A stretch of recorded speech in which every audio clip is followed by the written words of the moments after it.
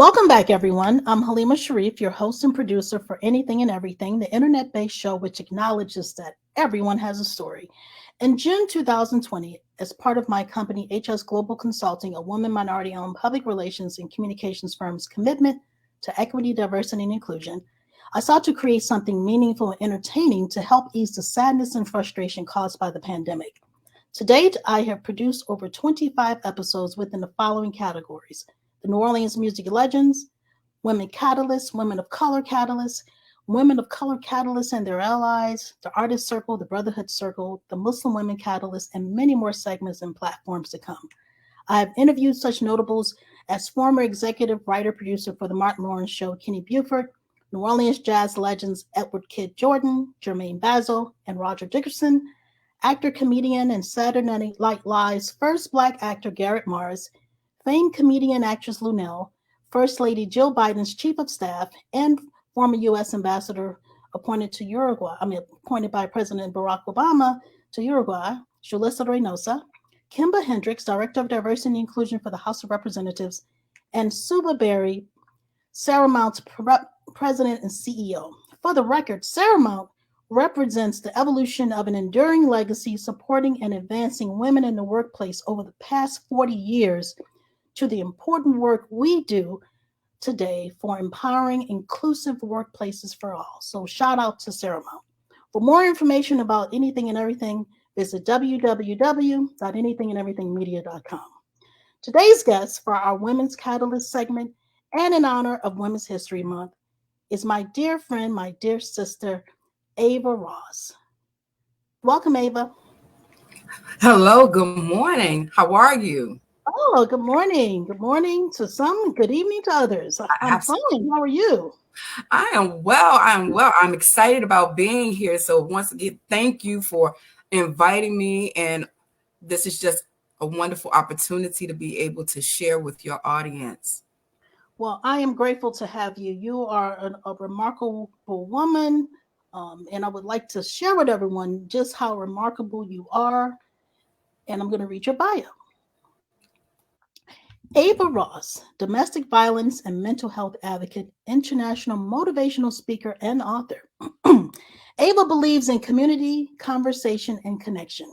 Her approach is based on the strength of positive influence, the courage of forgiveness, and the power of purpose and love. Ava Ross's empowering voice echoes countless women across the globe who bravely survived the unspeakable, unthinkable, and unforgettable. She is the founder and executive director of Tabula Rasa Domestic Violence Incorporated, hand-to-hand 501c3 charitable nonprofit organization which provides services and life tools to survivors of domestic violence. Excuse me. She has transformed her pain into power by creating a platform that advocates, inspires, empowers, and aids survivors of domestic violence. Today, she is defined as domestic violence impact and transformation strategist because her work actively and positively transforms lives. Let me say that again.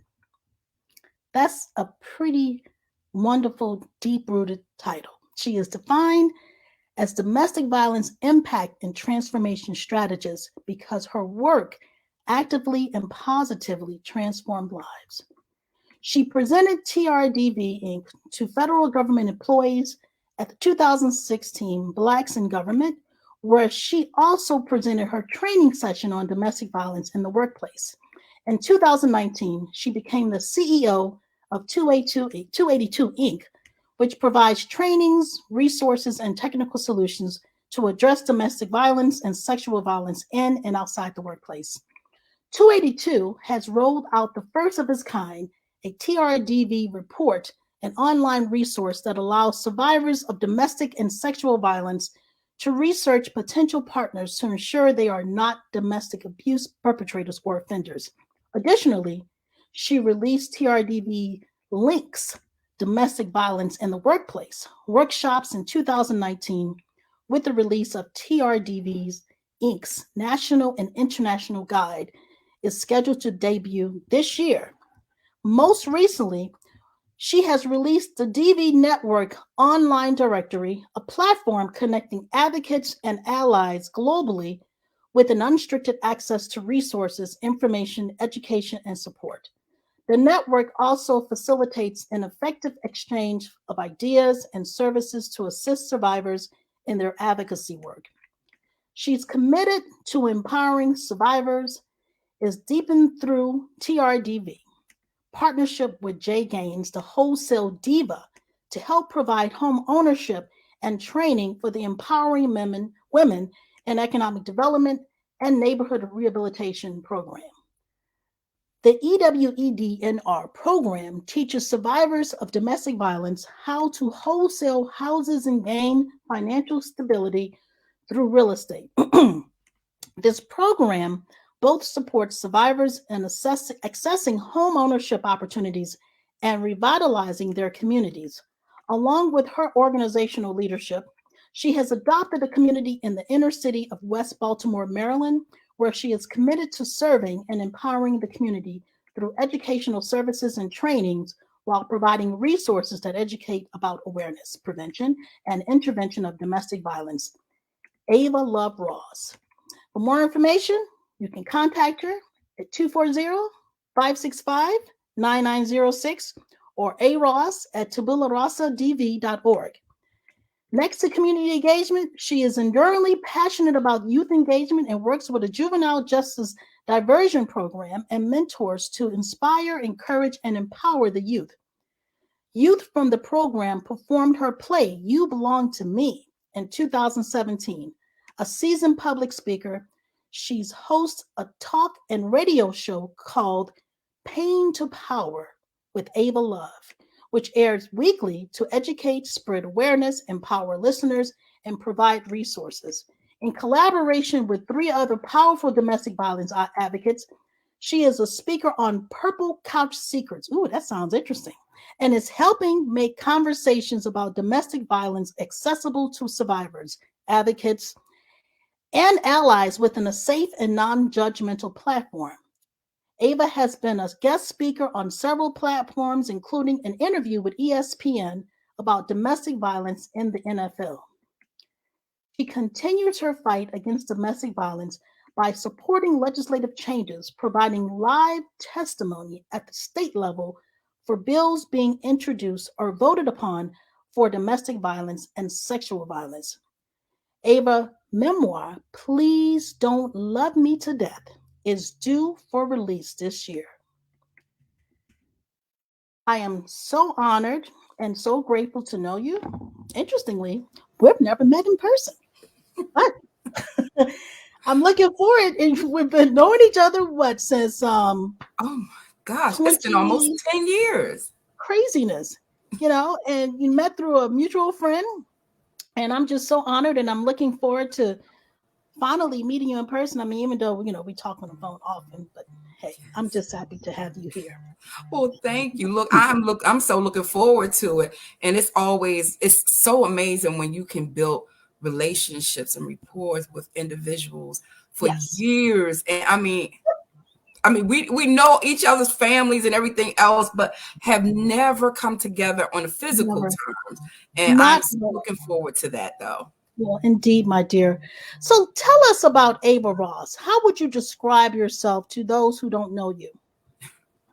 Humble background, loving. I love to love on people. I love to speak life into individuals. I love to be there, just be there and hear.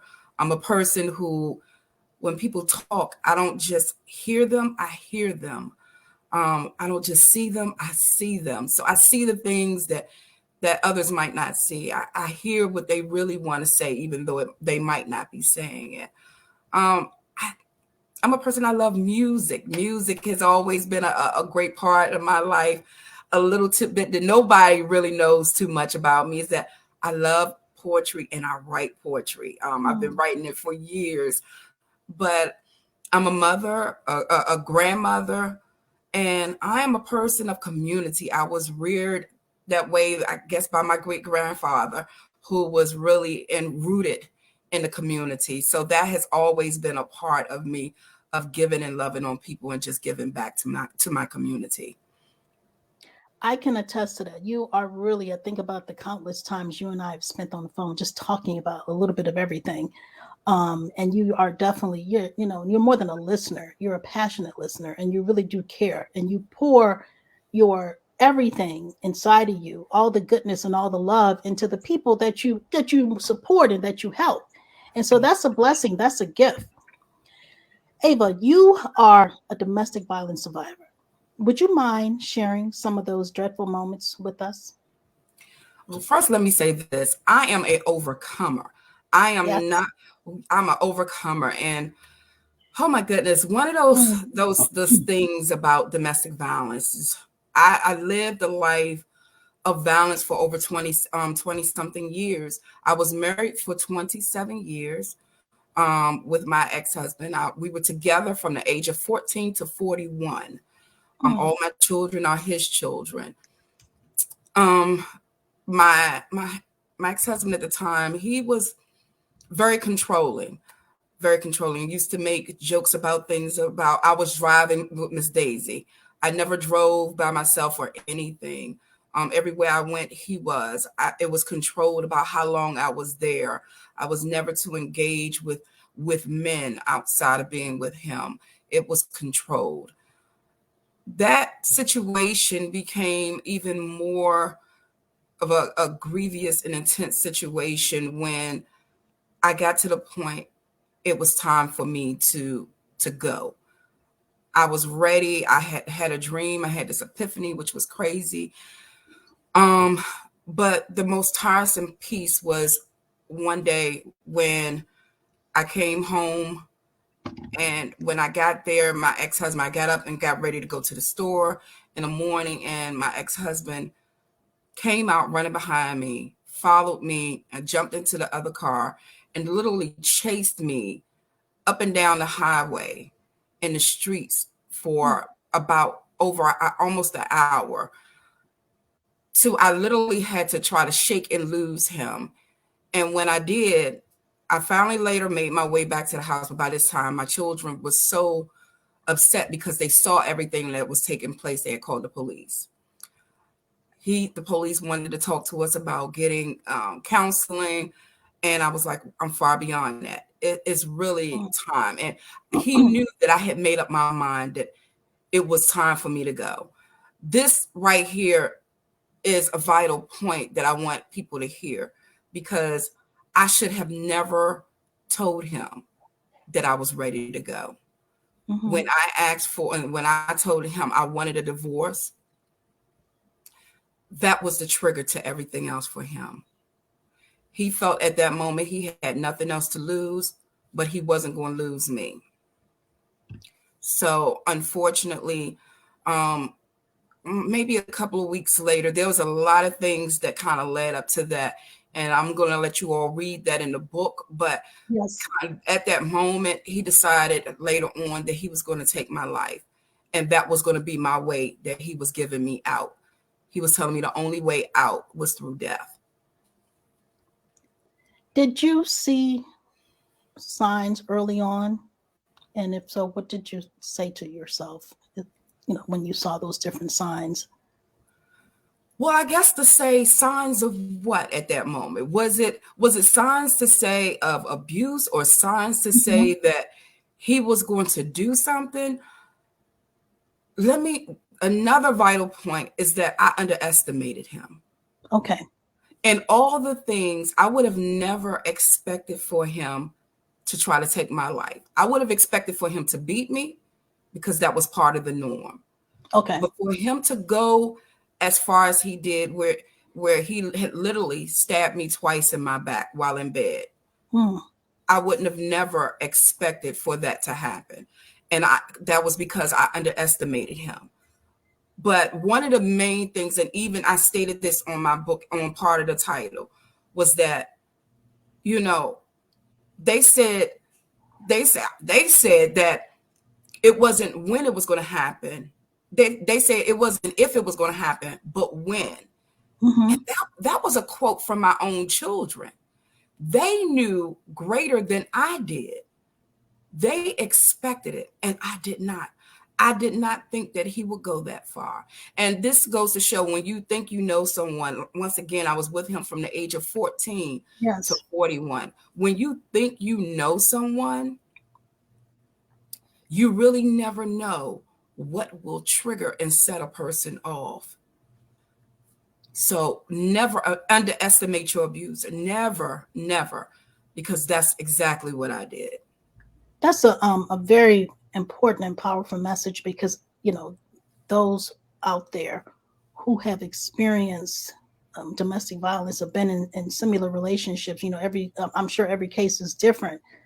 You would never think, especially since you were 14 years old, you've known this man pretty much your childhood and throughout your adult life, and your children. You never think that that person would actually do something like that, because you Absolutely. you you bonded together out of love, out of respect, out of compassion. Hmm. But then again, we don't know those hidden triggers, Absolutely. and I've never been in a situation of such, but I can only imagine what that may have been like for you and your children, wondering what's going to happen. Are we going to lose our mother? But thank God you're here. Yes. Thank Thank God you're God. here. Thank God, not only am I here, and I have to say this, Yes, please. is that it's not just because of me.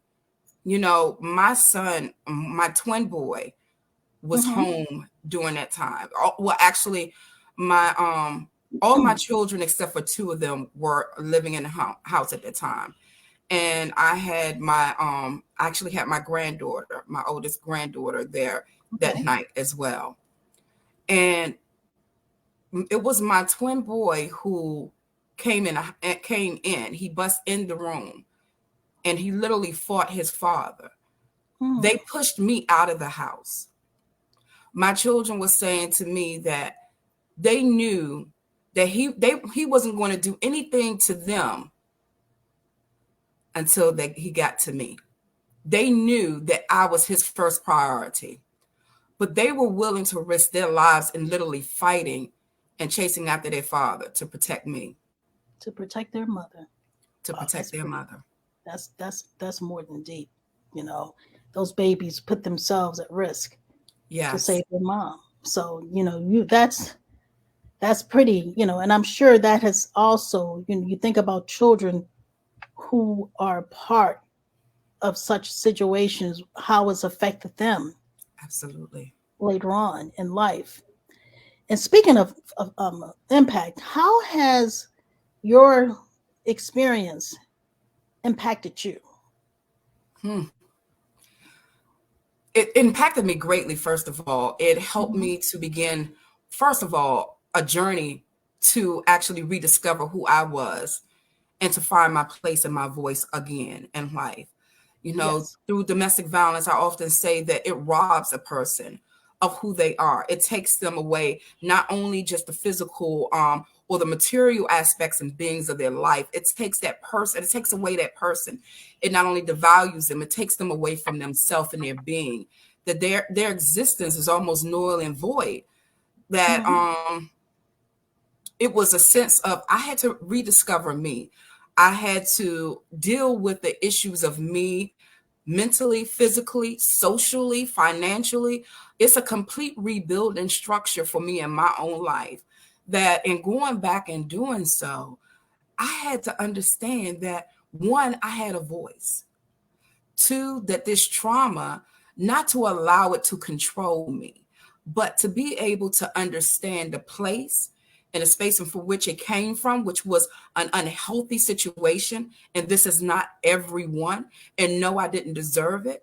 I had to understand that one, even though all the help and things that I tried to reach out for during that time and people failed, that what can I now do after I get myself together? Because before I can go out and even advocate for someone, I had to self advocate for me, meaning Yes. I had to begin to help reach out for the things that I needed, meaning I had to humble myself and walk into humility to be able to say what I needed, what I didn't need. and that I was okay with it, knowing that that didn't mean that I was a less of an individual. I had to know that for myself. I had to find that power within me all over again to be able to speak out. And once again, when doing that, it helped me to come back to say, hey, okay, these are the things that I need to work on. These are the things that I need to change. And I changed those things not for another relationship, not for anybody else, but for me to be able to be functionable and, productive, because I've always loved to help people. And I knew that I couldn't help anybody until I first helped myself. So it helped put me on that road to in that journey of healing, which I can't not say that journey was easy. It was a struggle, it's a fight, but it was a fight for life now, because once again, you're fighting physically somebody, to save your own life. But now you're fighting to live now, not just survive, but to live and be able to have your place and space in life and be able to give back and make a productive and a positive impact. And that's what I wanted. And that's what it helped me do, get back to that journey and understanding, hey, these things are not acceptable. Right. I was brought up in a dysfunctional household as well. My father was an abuser. So when I was involved with this relationship did not seem like it was dysfunctional. This was a functional, this was a dysfunctional norm that I was living in, because I grew up, watching my father abuse my stepmother. My mother and father was never married, but I did find out later, that my father was abusive to my mother. And in that discovery of that, not only that, I had watched my mother be abused by her husband. So seeing all of that became a norm. And I had to realize in my journey that that is not normal. That is not healthy. That is not love. And I didn't want it anymore. It was always something that was that I couldn't understand. And even going through it, I didn't even realize that domestic violence had a name at that time. Interesting. But when I discovered those things to even understand and began to dig deeper, not just for myself, because I'm a person who I believe in going deep. And deep wasn't just in the surface of Ava's life and Ava's relationship. It was deeper to understand my mother's life, my mother's relationships, my father, my grandmother, because my grandmother was abused as well. Understanding, and then my sisters, all of my sisters were in abusive relationships and marriages as well. So where do you get this generation of abuse that continues to go on? And who's going to stop it and understand how to now be able to retrain and re-educate our children, our youth that we're rearing up now, to keep them from continuing a dysfunctional cycle? Amen. Excuse me. Amen, sister. That's a an even deeper conversation. Breaking those generational cycles. Your grandparents and maybe their parents and your parents. That's something that cycle has to be broken so it won't be passed on to the next generation, Yes. to your children and your grandchildren. And unfortunately, a lot of women either don't make it or they don't break the cycle. Yes. And I don't. That's I think when I hear this generational cycle, I think about a medical chart. When you go to the doctor and they ask you a history, anyone has a history of diabetes, high blood pressure, cancer, this, that, and the other. But that's a whole nother story. You know, from domestic abuse. Yes. In all categories. That's some serious stuff that can affect the entire family structure. Absolutely. And speaking of that, what would you say? And I'm sure every case is different, of course. Mhm. What are some of the things that run through the minds of abused women? Others may say, like other folks who have never experienced that, says to those being abused, just leave. Why do you stay? How do you address others who ask such questions who've never been there before? Well, first of all, I would tell individuals never tell people to just leave, Yes. because leaving is compacted with so many things, and Yes. especially depending on the dynamics of that situation, you never know what it is. The control that they may have, um Mm-hmm. the level of control. I mean, you have people who have people watching people, people who will follow people, people who will, they will go through a cyber technology format of Mm-hmm. stalking them. So you have to be careful when we say just leave. Never just say just leave, because you need to understand, if they could just leave, they would have. Yes. It's not that simple. And then when we talk about domestic violence, we're talking about a process of an individual who has basically been groomed.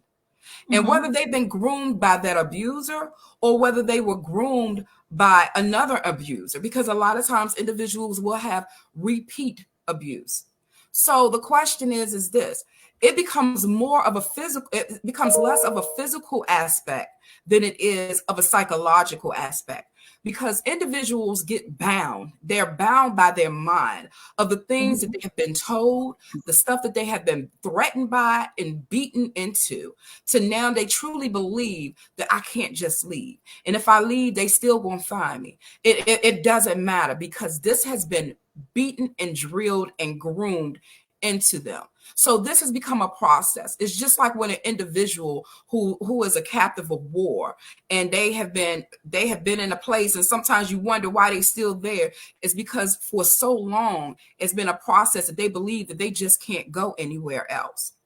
So instead of having a physical chain in weight or cage around an individual, there is a psychological cage that this person is in.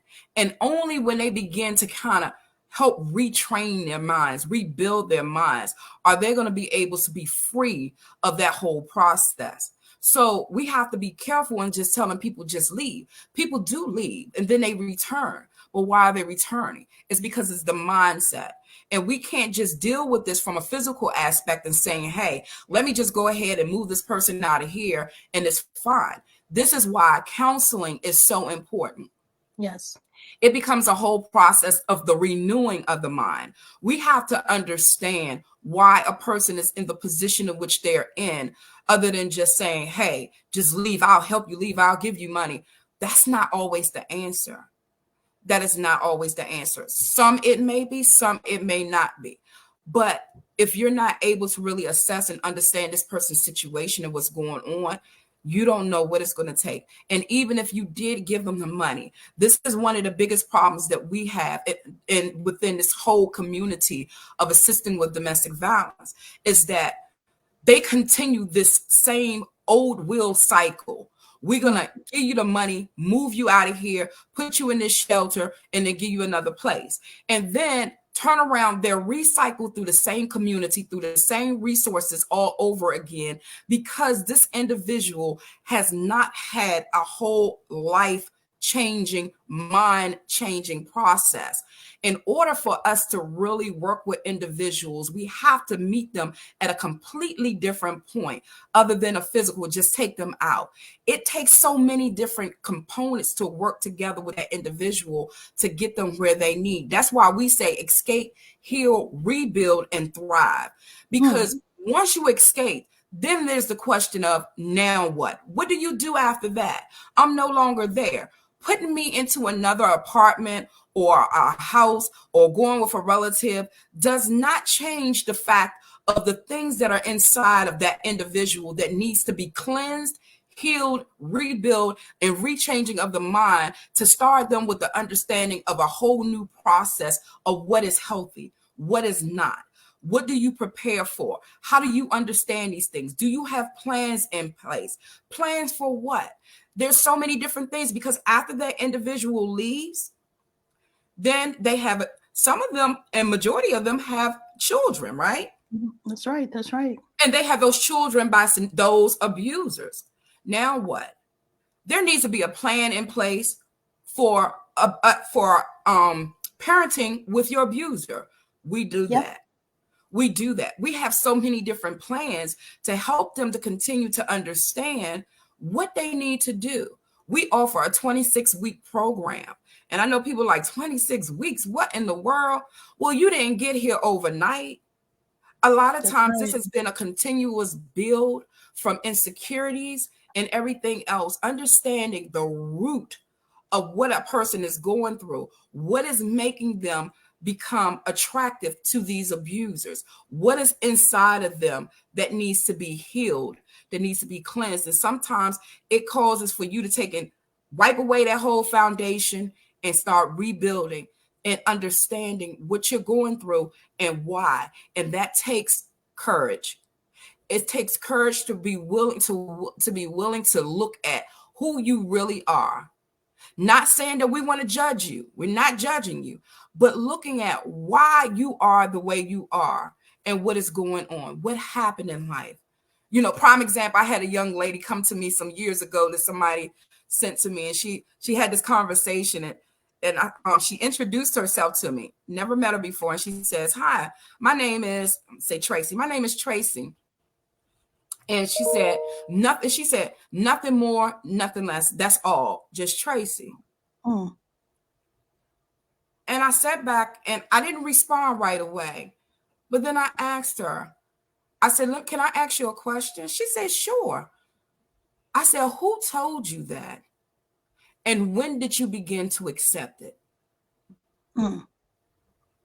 Because, but then she had this thing and she had it all together and it sounded good to her. She's been saying it for a while, I can tell.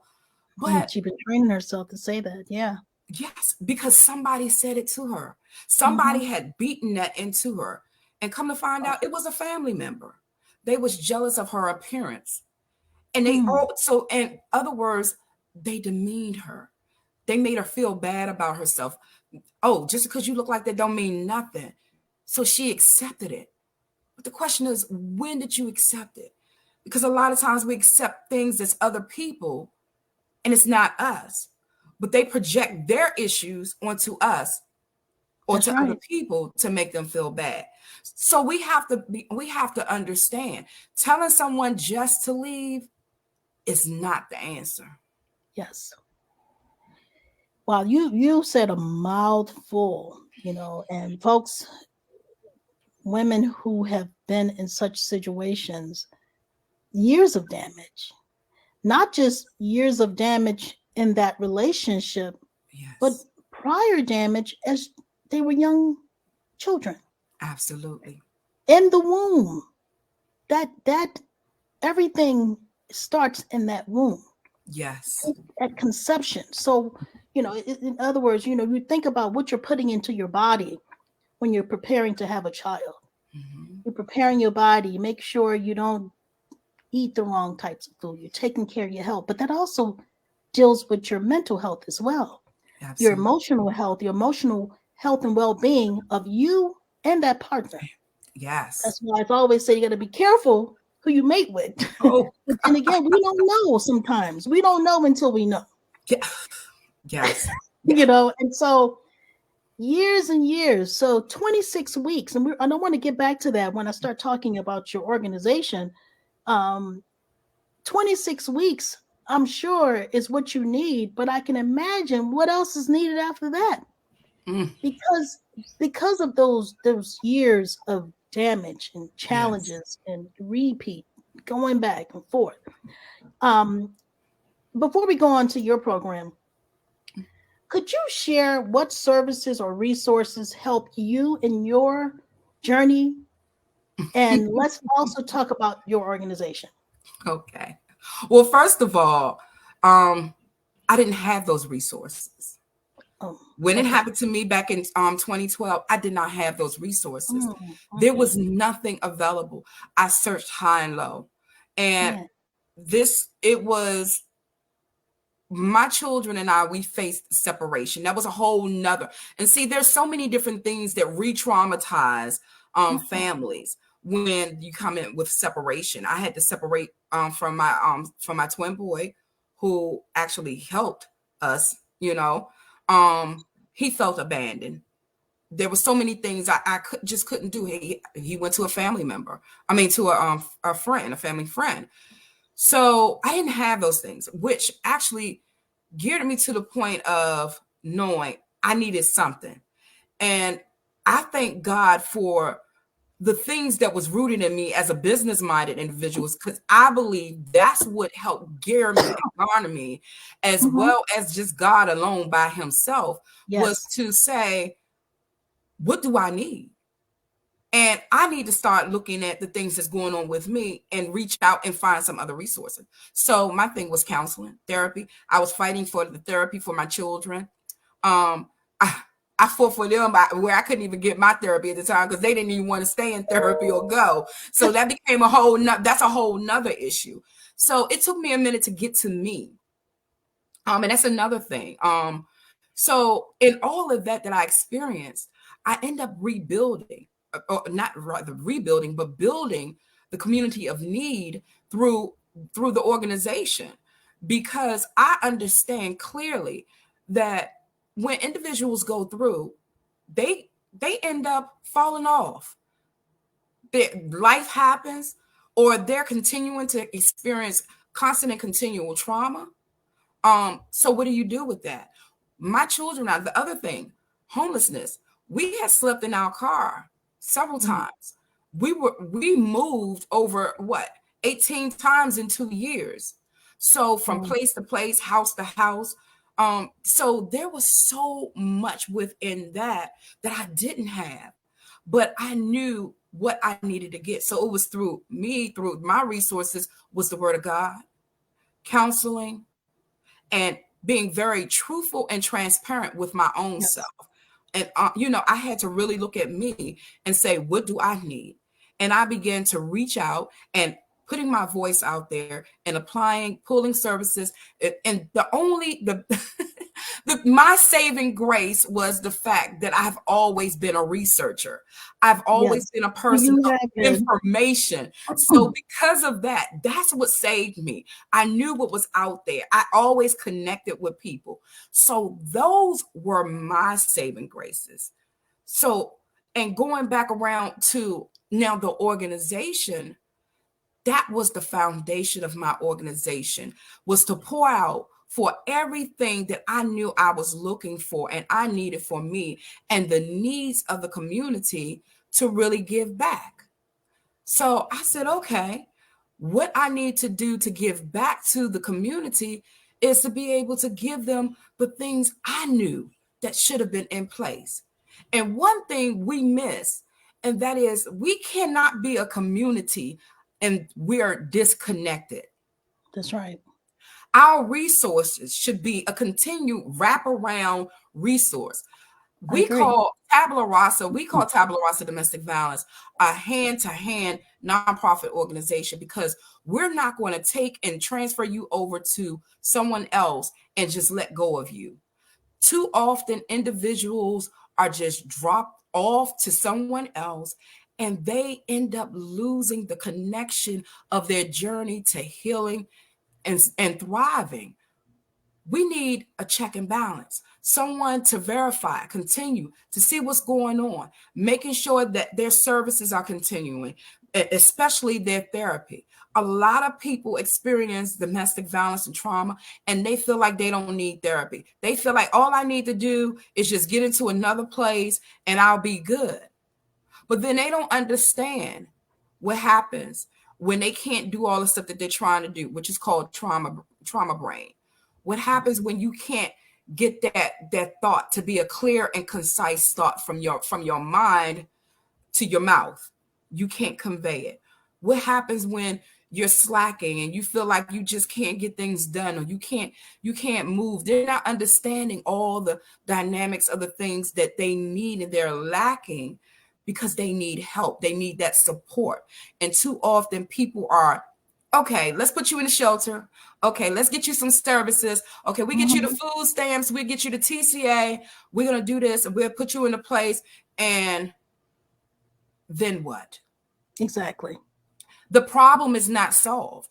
And this has been, and I have watched this and researched this has been a continual format for individuals who have been helping with domestic violence. Our lines, our big organizations. What do we do after that? You can't continue to do that and not follow through. And they say we lose the people, but how do we lose the people? We have to be compassionate. I've watched too many things go on with different some organizations, and I say some, not all, but some organizations where there are people inside of there getting abused by the people that are workers of those organizations. So you're putting them right back into a situation they're trying to get help from. What was Absolutely. the word you mentioned earlier when you started off? You said trauma, what? Trauma brain. Trauma brain. Hmm. That within itself is a whole chapter, more Yes, than one. absolutely. And it's unfortunate because people look for help. They're looking for more than help, more than a handout. Hmm. Like you said, it's an ongoing cycle with your organization. Tell me more about your organization. How did you come up with the name? Um, and why? And how long have you been in business? Well, we've been in business for 6 years Awesome. now. I came up with the name because I was looking for something that would speak value to what people needed. Okay. And that was a fresh start, a blank slate. Let's just clear out everything and give a fresh start. And I didn't just want to say fresh start. I was looking for something that would say fresh start. And that Hmm. was Tabula Rasa, a blank slate, a fresh Hmm. start. And that was Perfect. passionate for me. And even with our symbol, the symbol is of new beginnings. You don't have to be stuck, and you can start a new beginning anywhere in your life, anywhere you want to wipe the slate clean and start again. And that's where I wanted individuals to know that they can have that fresh start when they come in. This is a new for them. We no longer where you were. Today is a new day. Let's move forward and build something more. Yes, yes, I totally agree. I want to share some pictures. And if you mind sharing what those, what event that was? I think you had, Sure. because you put on several events throughout the year. So what about this? Oh, that was Sisters for Sisters, a group where they support other women around the world and throughout Maryland as well. And I did a talk. I was speaking on domestic violence there on one of their platforms, on the domestic violence platform. And this one? That is the team of Rochelle Cosmetics. She has a program called Beat. She was a black owned is the first black owned cosmetic company in Baltimore, and we did an event for individuals at a shelter, a makeover, to help show them how to beautify themselves, see themselves all over again, that they're beautiful. That's beautiful. And this one? That is one of our locations. We did an event, not an event, one of our programs, which is the Furnish and Design program.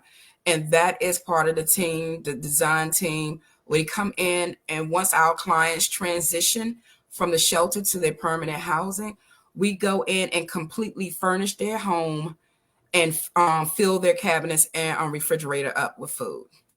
That is awesome. I'm going to show three more. That right there, I did recently was also an event. I spoke on a South African platform regarding domestic violence. It exists all over. Yes, all over the world. And this one? That was where I was a guest speaker on Power. Oh, that was for Sisters for Sisters again. I went out and on a platform and speaking throughout the holiday for domestic violence. Nice. And this one, last one. Oh, that was still another picture that was with Beat when we went in and did the the makeovers. I want to go back to your bio. You mentioned there was mention of ESPN Hmm. and domestic. Could you share about what happened for that event, that program? Oh, when that came out, well, it was funny. I got pulled in by someone, and they wanted to interview me regarding domestic violence in the NFL. Mm-hmm. During that time, domestic violence was really beginning to hit the NFL, where a lot of players were being charged with domestic violence, and this was new to them.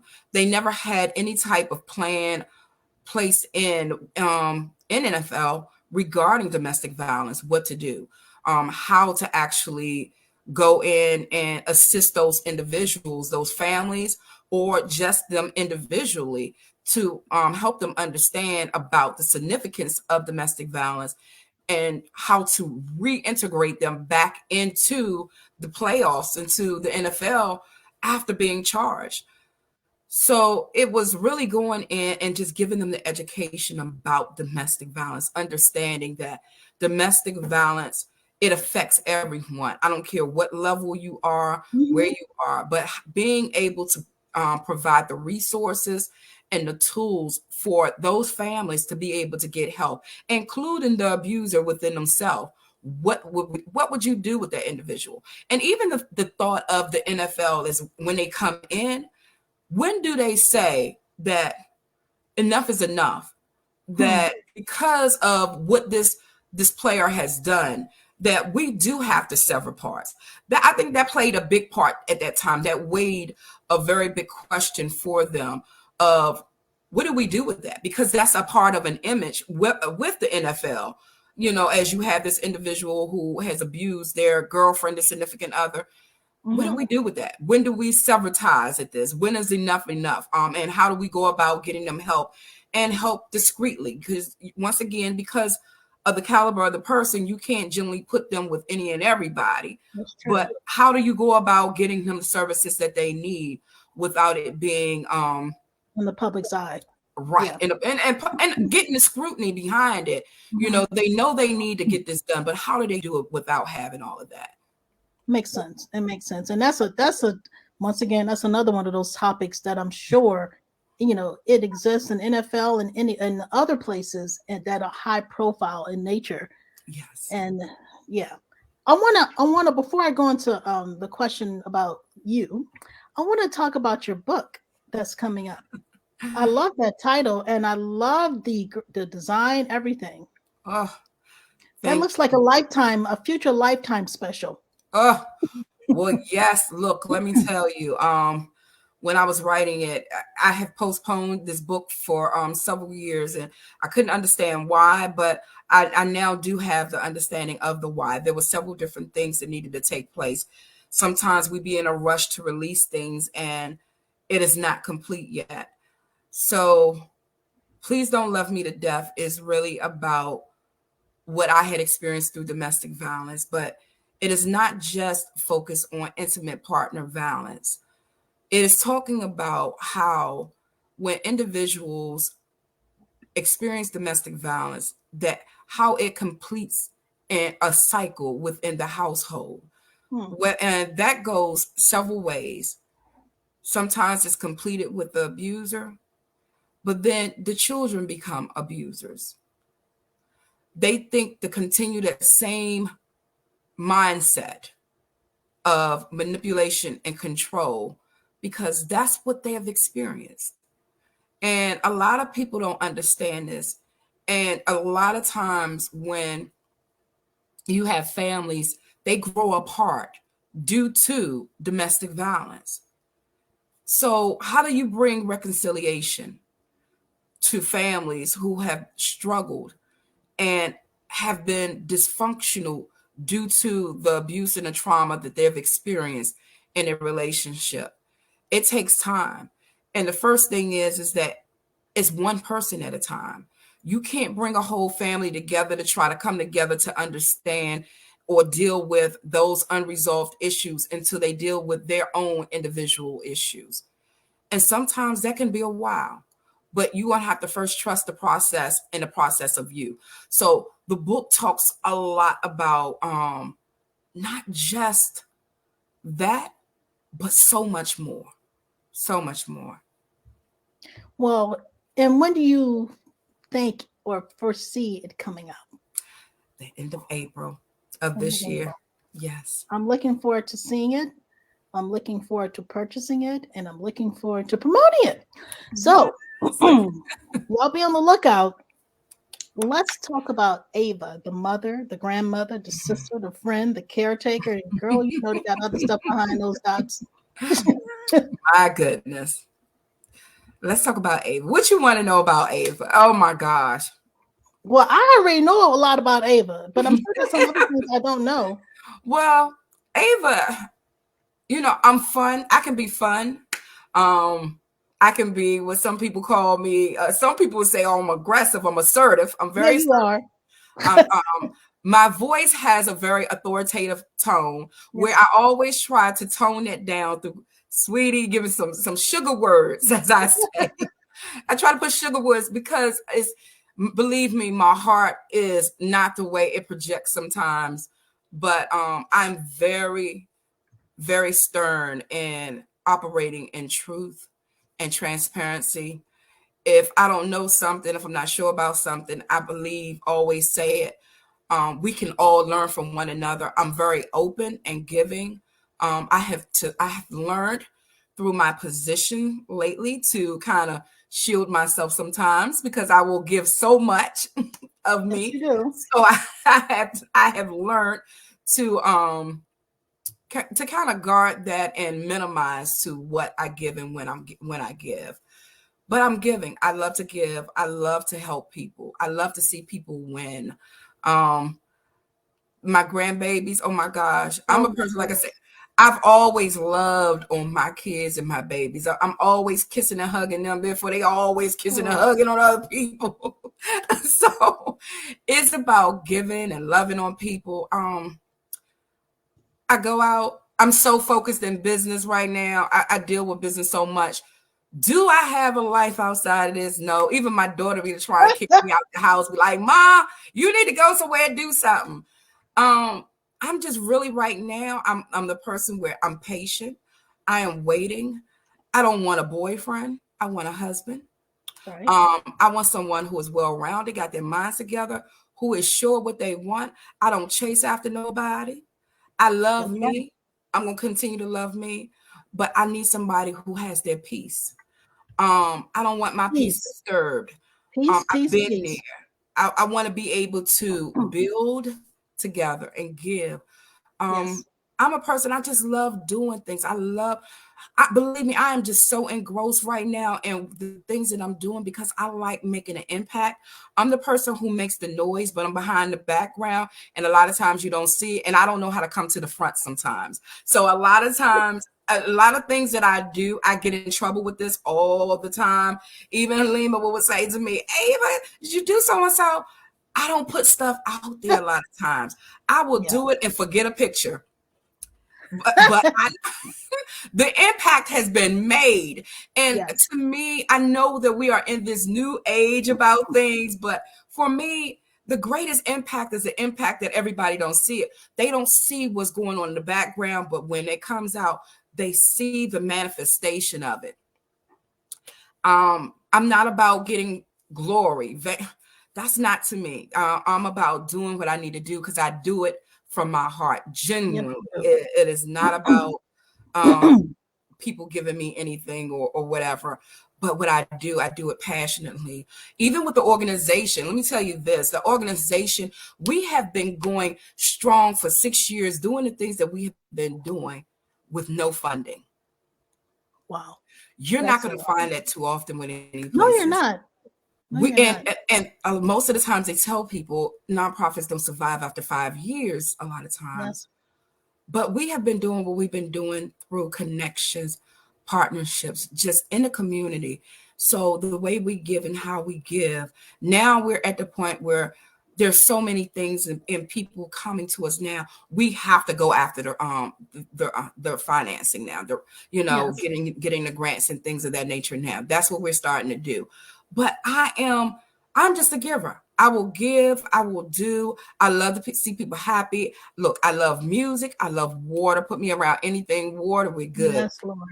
Any and everybody know me. I love peanut butter. So if you want to know that I love peanut butter, I don't care what it is: peanut butter cookie, peanut butter crackers, peanut butter ice cream, peanut Goodness butter, peanut butter, gracious. peanut butter. A spoon of peanut butter. Look, yeah, yes, give me a jar of peanut butter, and we are good. Look, I don't have to eat nothing else, but just give me a jar and a spoon.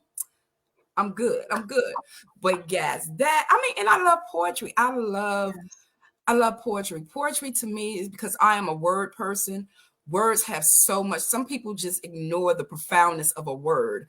But Mm. for me, a word can a You're word in can love with speak, words. oh my Yes, gosh, it can speak life. It can take life.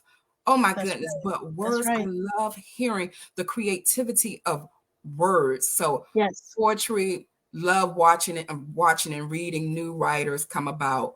And music. Oh my God. Now I can't sing. Don't ask me to sing now, okay? And I don't play no instrument. So don't ask me to play no instrument. But I do have an ear for music. And it's funny because my oldest daughter, she has taken that when she was little. She learned how to play Mozart and Beethoven by herself It's a on gift. a keyboard because that ear transferred over to her. She has that ear. Now she play. I don't play nothing. Don't ask me to play nothing now. It sounds screechy. Well, you know what? You're saying that you don't know how to sing and you don't know how to play an instrument, but you really are. You are playing your instrument. Yes. You are writing your words. You are writing your passion and your story, and you're living it. And like you said, you're an overcomer. So all and you started. Love was inside of you, regardless of what else was going on when you were a child with your past generations. God made you a loving, beautiful spirit, and it's inside of you, and it's been inside of you for a long time, and that's what keeps you going.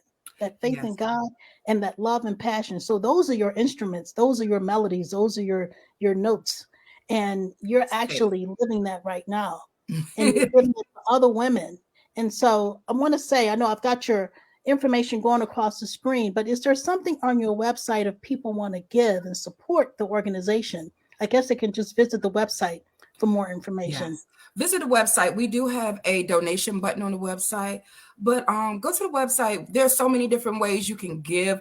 If you can't give monetary, wise, we look at people, we say this, a dollar goes a long way because if Yes. 30 people give a dollar, that's $30. People always need something. So if you can reach in, if you go to the store, clothes, hygiene products. We even right now have our wish list on Amazon as well. Mhm. We're working right now to put it up on Walmart. Do a wish list Nice. on Walmart as well. We always can use furniture. Once again, we have a team that works with us that brings in and gives us furniture as well. But if you have furniture, we're always going in and doing that. Bedding, new underclothes for clients, Mhm. those things that they need, sanitary napkins, smell goods. I've been working on this thing Yes. right now because a lot of people don't do smell goods. Okay, we all know when individuals are going through that struggle, all you Yes. have to do is put that smell good Ooh, on it. That girl, does I something know to that's the right. mind right there.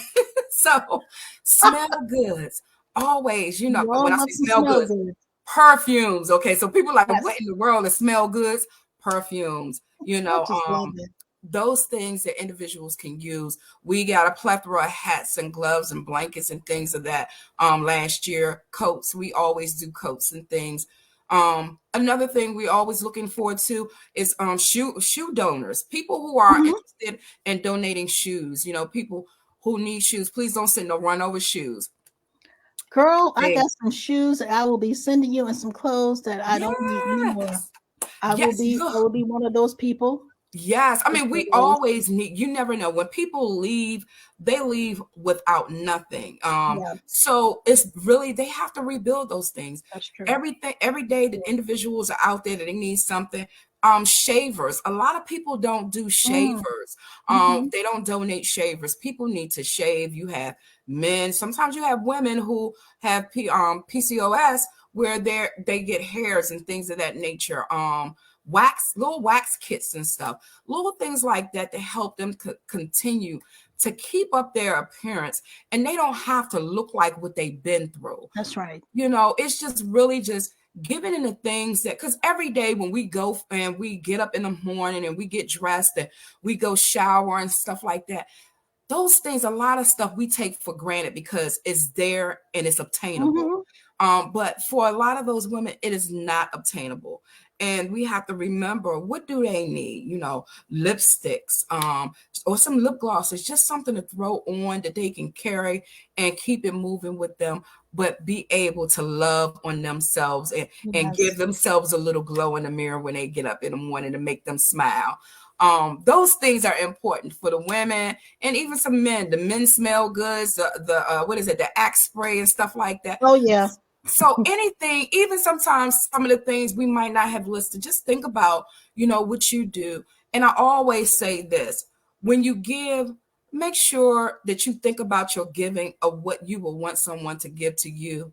I never give no less than what I would want for myself.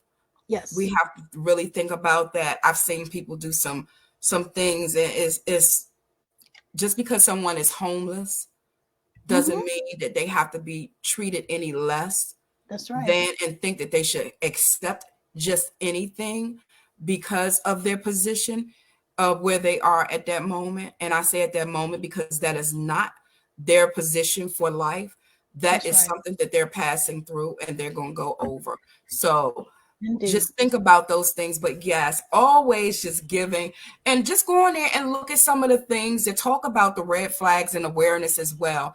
And if you have any questions about anything, there's a button you can click on to contact us. You can send us a question, some information. If you have someone who's going through and you would like some information, we'll be glad to send you over that.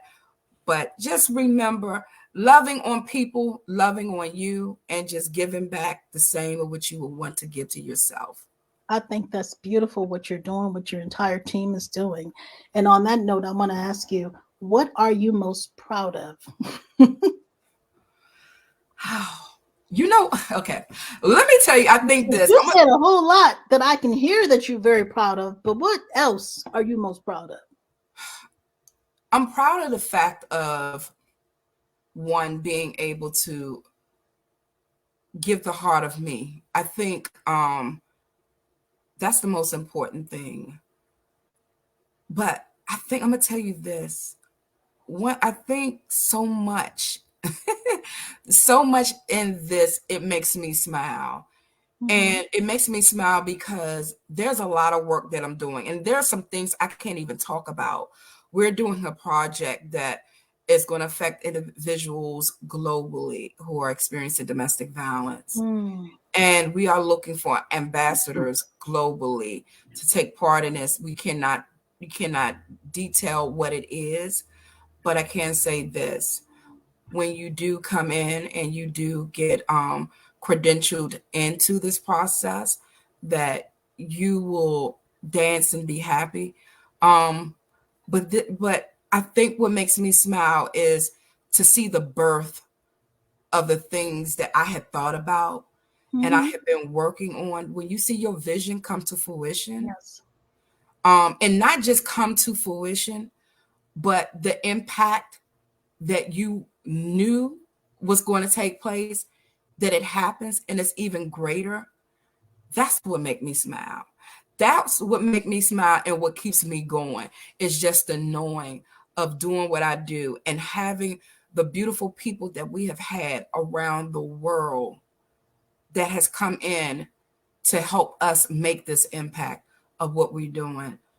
That's a lot, because we have so many beautiful people who give their time, their skills, their hearts. That makes me smile. I can tell. You know, I have to tell you, when I first met you on the phone, um, on the phone, I'm laughing because it's so hilarious. Um, you are still the person you are today. Beautiful, bright, light, loving, caring. We've had a bunch of jokes and laughed at stuff just over and over again. And I appreciate that. Yes. You coming to me for different resources and just being able to assist you in any way I can, and you helping me right now. All this time I've been on StreamYard. Prior to this, I was using Zoom, and I was doing the background, and I'm like, when I tried to do the background for StreamYard in the past, I don't know why I was bleeding, and 1, 2, 3. Ava had told me to do it, and look, finally got my background that Mario created. Thank you, Mario. Mario created this background, God knows how many months ago, and I'm like, first time using it. So anyway, yeah, you've been a blessing in so many ways, and I really appreciate you. What Oh, advice would you give young women? whew, that's loaded. Let me say this. I think the first advice that I would give to young women right now, and can I say this not just to young women, to people in For general, people in general, exactly. because we're in a day and an age, and this is what really touches my heart, Mm-hmm. is the fact that hmm, hmm, hmm, so many people want love. They are fighting for love. They are dying for love. They are killing for love. They are sacrificing for love. And when I say just dying, I mean dying physically and spiritually. Mm. People,